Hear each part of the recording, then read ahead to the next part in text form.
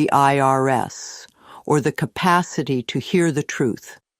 And when there are problems with the IRS, it usually means that on some level we do, or we're not happy about what we're hearing. You know, earaches are very, very common in little children. Little kids have earaches all the time. And I think it comes from two things. One, they hear a lot of stuff that they get angry about, and they can't do anything about because little kids are often not allowed to be angry. And also they hear no so much, and they want to shut it off. And so they get earaches, any sore, any cut, any burn, any inflammation, any fever, any itis of any sort. Any bruise is anger, any cut. All these things are anger that's turned against the self. Hair, metaphysically, is strength. Now, it's interesting when you think about how hair grows. The hair grows through the hair follicle. And very often, when we get tight and tense and nervous, we have it started back here in the shoulders. We bring it up through the neck and over the top of the scalp. And very often, we bring it down around the eyes, too. But when the scalp is really tight and the hair can't breathe, then it falls over and dies. And if we keep that scalp really tight with tension, the new hairs can't grow through, and we get what we call baldness. Now, just for a moment, I would like everybody in the room to relax their scalp.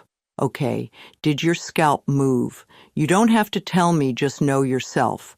That means that you normally keep your scalp in a state of tension.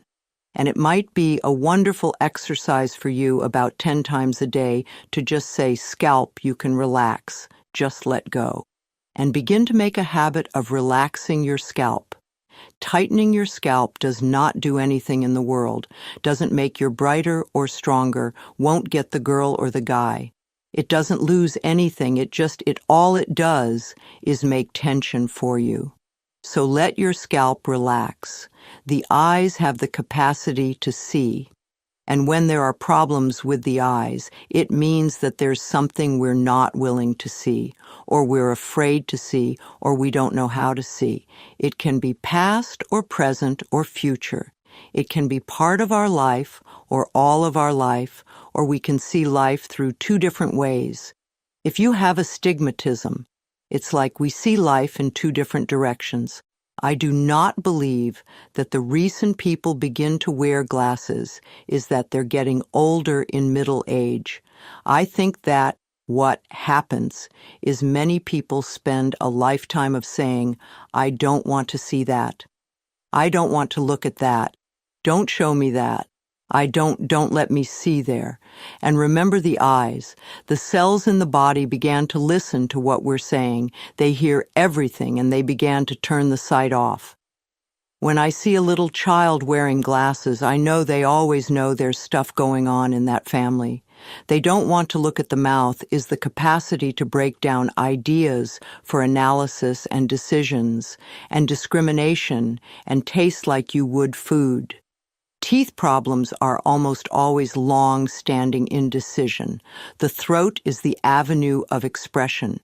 This is where we express ourselves. This is where we say, I am, and I want, and I have, and I will. This is where our creativity flows. And it's also the area of the chakra center in our body where change takes place. When we feel we don't have a right to speak up for ourselves, we often have throat problems, and laryngitis, sore throats, or just anger and laryngitis is literally being so mad that you cannot speak. Thyroid has to do with creativity, thyroid problems, and it's not expressing ourselves. People who have thyroid problems usually do what their mothers want, or their fathers wanted, or their husbands, or their lovers, or their wives, or the bosses, somebody else but not themselves. And you could say, well, there's a lot of things with thyroid and thyroid here in the Midwest. But then where are people more bound by what the neighbors think and the shoulds of life?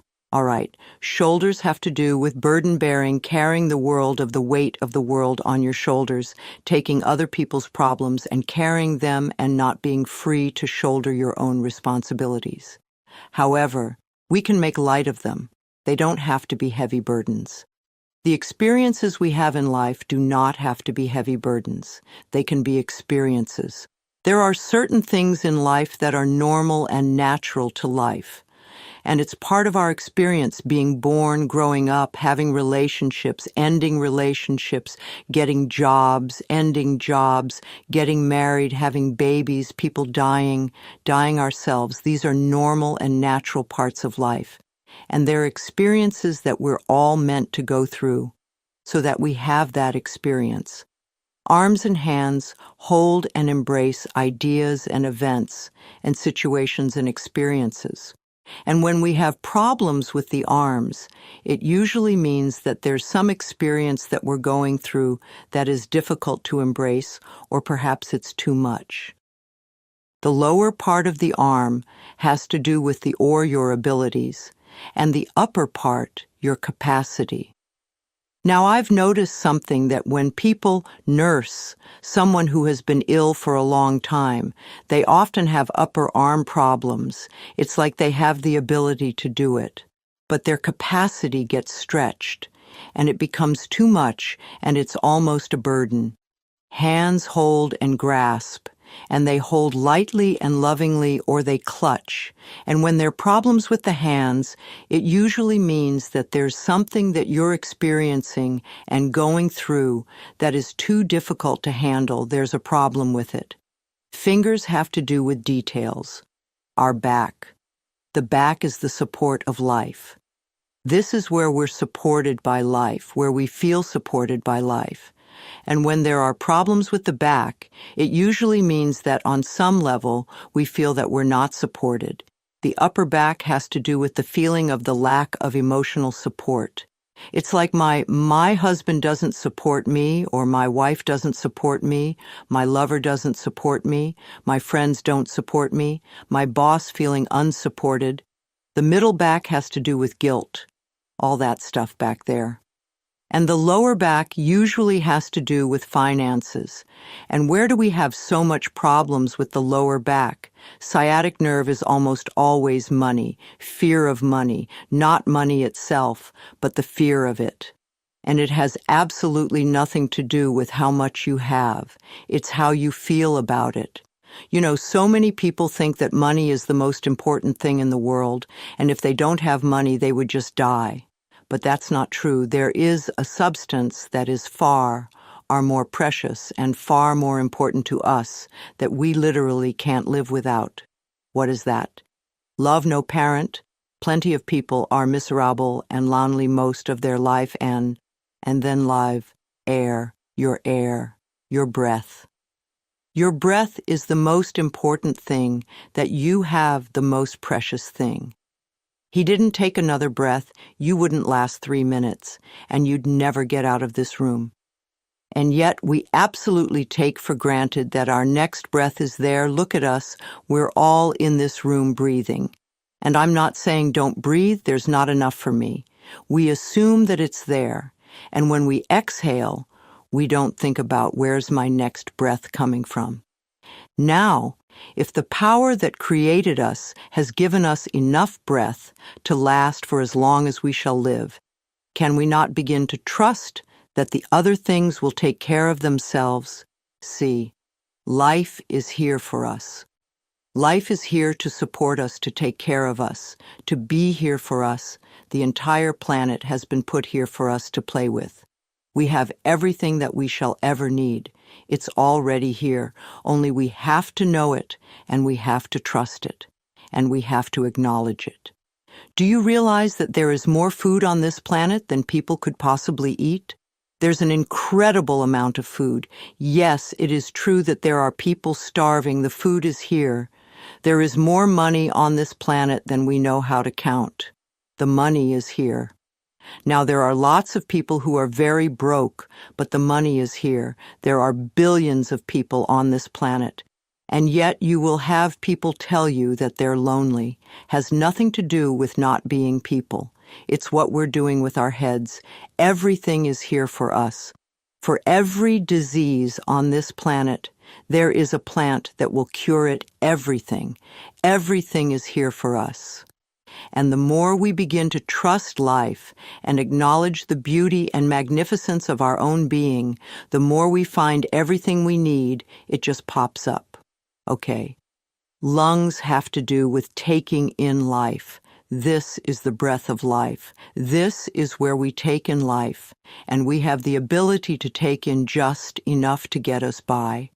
Or we can fill our lungs and really have all the cells in the body work well, in our brain cells work well. Traditionally, for generations and generations, women had been very shallow breathers because we bought this story that said, we're not good enough, that we're second-class citizens.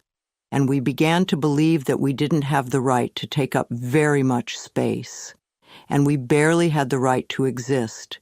And so we take in just enough air to keep us going. That's changing now. And it's wonderful. And one of the things that really excites me today is what's happening with women in the gyms. You know, we have worked in the fields for a very long time, but I think this is the first time that I'm aware of where women have really gone out for sports. And you see some of the female bodies in the gyms these days that go out and exercise. They are incredibly magnificent and just wonderful. And they are taking in life and taking up space and taking air. And I think it's beautiful. So people who have lung problems, people who smoke too much, people have emphysema and things like that, they're cutting life off. They're saying on some level, I don't deserve to exist around me, deserve to exist a little bit. Breasts have to do with mothering and nourishment. And when there are problems with the breasts, that's either a mothering problem or a nourishing problem. It's very similar. We can overmother people or situations or places, and then we get into trouble. However, every woman that I've come in contact with that has breast cancer does not nourish herself. It's like you give and give and give and give, and they're not taking nourishment for themselves. And of course, there is resentment about it. See, resentment is a pattern that eats away at the body and becomes cancer. Resentment and anger are very different. Anger is more, and you scream and yell like a baby. Babies get angry instantly, and they yell and streak, and then they're through. And 2 minutes later, their smiles will just light up a room because they've gotten it out. What we do is we take offense at somebody for having done something that we created to begin with, because we're all 100% responsible, and we don't do anything about it, and we put it down in here, and we start to let it see, and it boils and it eats away at us, and if we have it long enough, we can create cancer. See, diseases like arthritis are created from things or patterns of criticism. Arthritic people are always very, very critical people. Now, they may be sweet on the outside, but that means that the criticism is turned inward and they're doing a constant negative put-down number on themselves. Fear can come out as anything from baldness to ulcers to poor feet and lots of things in between. Guilt always seeks punishment, and punishment creates pain. So if I see somebody who has pain, I know they're dealing with guilt. And if it is chronic pain, then I realize that the pattern may be so old that they're not even aware of what it is. However, I do know it has a lot to do with I'm not good enough. So we want to nourish ourselves. The heart represents love, the heart represents love, and the blood in the body. Metaphysically is joy. So if you get this image of the heart lovingly pumping joy throughout the body, through all the veins and arteries, and nourishing every single cell in the body, that is the normal natural state of the body. When we cut off our joy, when we deny ourselves love, then we are stopping our hearts from doing their word the proper work, say, heart attack. People are never joyous people. Besides, the heart does not attack us. What we do is we spend years squeezing the joy out of the heart until it falls over and gets sick. Now, anemic people are what I call yes. But people they come to you with the problem. You say, well, you could do such and such. Oh, yes. But say, let's go to the movies, and they go, oh, yes. But it's like they're just pulling that rug out from under themselves all the time, and they get what we call tired blood. The blood doesn't have the joy flowing through it. Now, high blood pressure is like emotional sprees. Everything becomes a big deal. Everything is a huge deal. And again, it may be not on the surface. It may only be inside. And low blood pressure is just the opposite. Low blood pressure and hypoglycemia are very similar. It's like, what's the use? New won't work. Why try? No bother. Again, it's just there's this, no, get up and go. All right, kidneys have to do with disappointment and failure and fear. And the word kidney has the word kid in it. And if you think of a little child, they can drop their lollipop, and it is the tragedy of the world. The whole world has ended. For them at that moment. People who have kidney problems have a tendency to react to life in the same way. They make huge deals out of experiences. And if you speak to anybody who's on a dialysis machine, you will find out that about 2 months before that happened, they experienced what they considered a big loss in their life, either a relationship or a house or a job or something like that. And it's like they feel they can't go on. They just can't go on. They don't know how to filter that experience through them. The liver is the laboratory of the body. It does have over 500 different functions, and it is also the seed of primitive emotions. So when we are very angry, that's like rage and anger and hatred sit in the liver. And when they do, then they create a lot of problems. If you're a very angry person, you can throw your liver off. If your liver is off, you can become a very angry person. For instance, everybody in AAA is an angry person. You've got 2 givens with anybody in AAA, a lot of self-hatred and a lot of anger. And both of those need to be dissolved before the real healing can take place. Stomach. Stomach digests ideas we've taken in its intake, assimilation and elimination. So the stomach is there to assimilate ideas. And very often when new experiences happen, we have problems assimilating them. It's something outside Bell's go. So it will assimilate this experience. And they have a right to make some noise. If a noise happens and it disturbs you, if you give it permission to be there, it's amazing what happens. Like we give that permission to make that noise. And then it sort of goes away from our consciousness. People get very frightened about experiences, and they find it difficult to digest them. You see, ulcers, remember, are nothing more than, I'm not good enough. It's fear. That's all it is, only it's a fear of with the boss. It's another way of saying, I'm not good enough, thinking just for a moment of how the stomach works on a mass scale. Remember, our bodies follow our thoughts, and you can look at a lot of people and know what their thoughts are, just by looking at their bodies. Do you know that the interior drama is always the important one? The story of your life is written by you. By each viewer of this video, you are the author. There is no reason, therefore, for you to view the drama and feel trapped by it. The power to change your own condition is your own. You have only to exercise it. You don't want to waste your current thoughts recreating your future from the past, negativity. Blaming others means you're giving away your power, making someone else responsible for your feelings. Even though people in our lives can trigger uncomfortable reactions, they didn't install the buttons in your mind. Taking responsibility for your feelings and reactions means mastering your ability to choose consciously rather than reacting. Now let's dive into forgiveness. It's not the same as acceptance. Forgiving doesn't mean condoning someone's actions. It's an act that takes place in your mind, freeing you from the pain. True forgiveness is about releasing yourself from the negative energy, and it doesn't mean allowing hurtful behaviors to continue. Setting healthy boundaries is often the most loving thing to do for yourself and others. You can always move beyond bitterness and unforgiveness.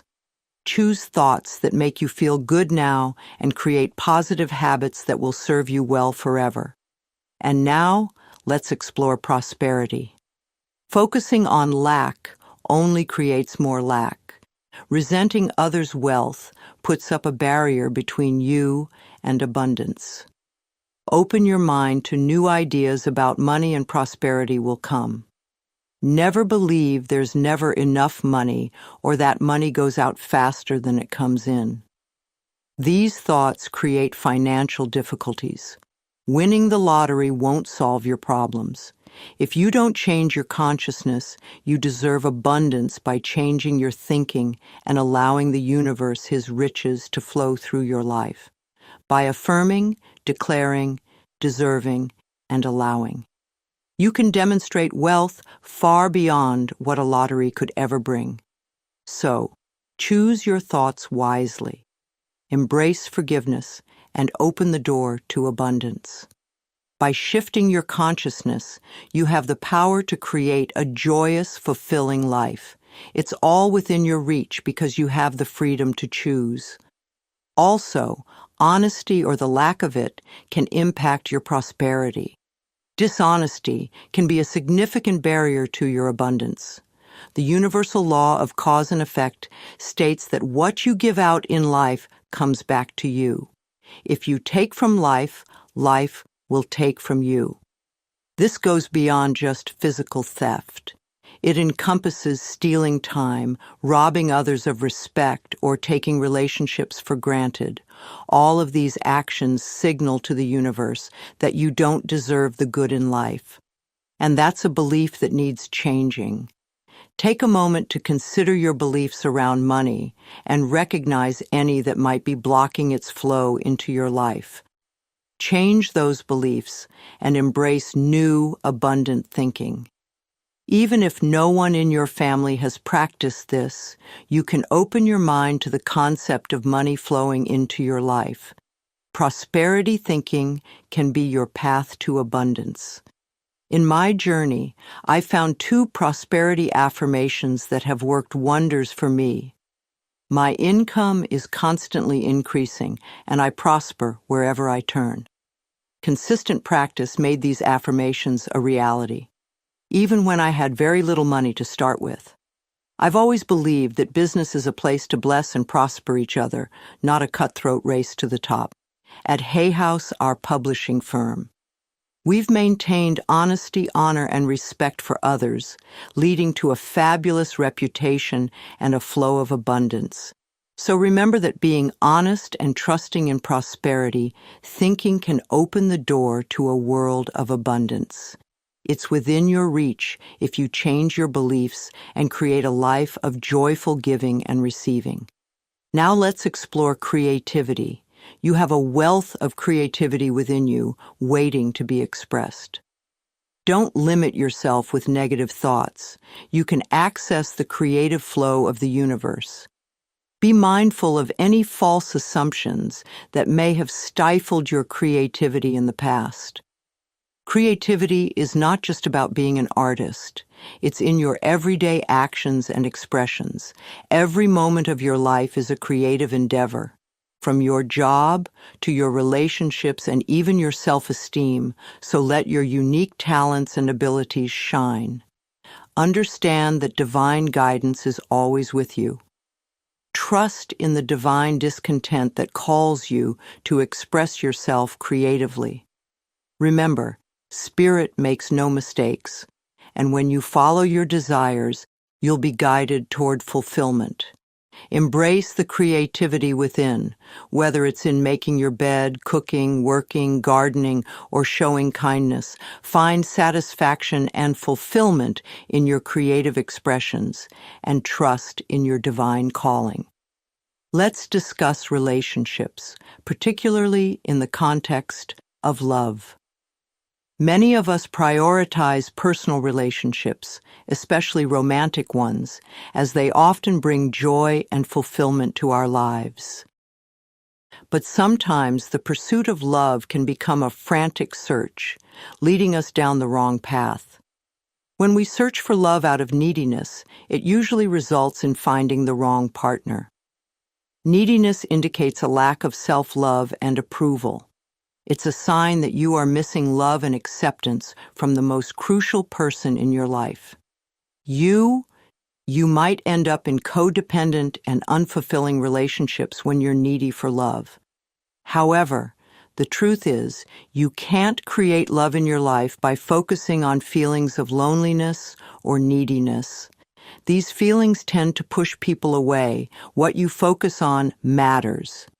Instead of dwelling on the problems or the reasons why your relationships aren't working, shift your attention towards solutions. Turn your thoughts away from the issues and embrace new thoughts that can lead to answers. Begin by fostering a loving relationship with yourself. Your first and most important connection is the one you have with yourself. A happy and content person is naturally attractive to others. Therefore, to find more love in your life, you must start by loving yourself. This self-love means no criticism, complaining, blaming, whining, or wallowing in loneliness. It's about being content with yourself and thinking thoughts that make you feel good in the present moment. People experience and express love in different ways. Some need physical affection. Others need verbal affirmation, and some require visual symbols of love. It's essential to understand your unique way of experiencing love. So focus on loving yourself and demonstrate it through self-care and self-kindness. Pamper yourself and treat yourself with affection and romance. Cultivate a loving mental atmosphere within you and around you, and your thoughts of love and fulfillment will manifest in your life when you truly love and accept yourself. Your neediness diminishes, and you become more secure in your relationships, both at home and at work. Self-love is the foundation for building healthy and loving connections with others. Remember that the universe loves and supports you in your quest for love and wants you to succeed in all your endeavors. Start by nurturing love within yourself, and it will naturally extend to your relationships with others. A job success is a topic that many people struggle with. But here's the key to enjoying your work and finding success. Change your perspective on it. If you loathe your job or can't stand your boss, you're setting yourself up for a miserable work life. Instead, consider this. Your current job is just a stepping stone to greater opportunities. You're where you are because of your past beliefs and thoughts. You've attracted this job through your thinking. So bless your job and workplace with love from your boss and coworkers to the office building itself. Cultivate a loving mental atmosphere, and you'll see a positive change in the workplace. I've never understood why some people put down or belittle others at work. Whether you're a boss, manager, or supervisor, creating a fearful or resentful environment won't lead to the best results. Everyone craves appreciation, acknowledgement, and encouragement.